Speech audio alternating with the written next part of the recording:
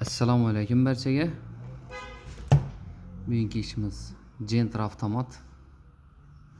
Şurada ko'p uchrab turadigan muammo, ya'ni zadniy gushka deymizmi?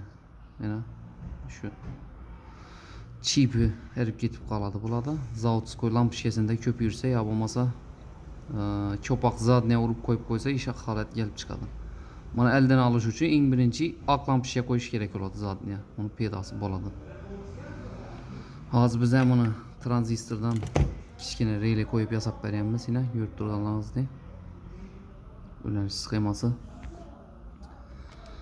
Belki ulanganlarimizda yine parcha saqlab qo'yibmiz.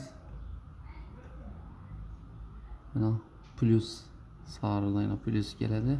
2 tane 1 kilo qarshilik inverter, konnektor tranzistorimize keladigan bo'lsak, yaxshi görünmüyor turibdi.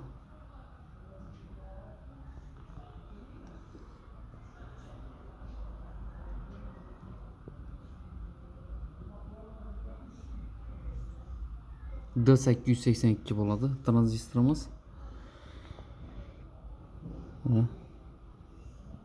D882. Bunu internetten bemalol görüp karakteristikasini öğrenip alsanızlar ham bo'ladi. 1 kilo karşılık ham qo'yiladi, 2 tane. Shu bilan ulanib qaytadan yasaladi. Hammaga rahmat, sog' salomat bo'lasizlar. Video foydali bo'lgan bo'lsa, Gentrasi bor mashinalarga yuborib qo'yasizlar shoplarga.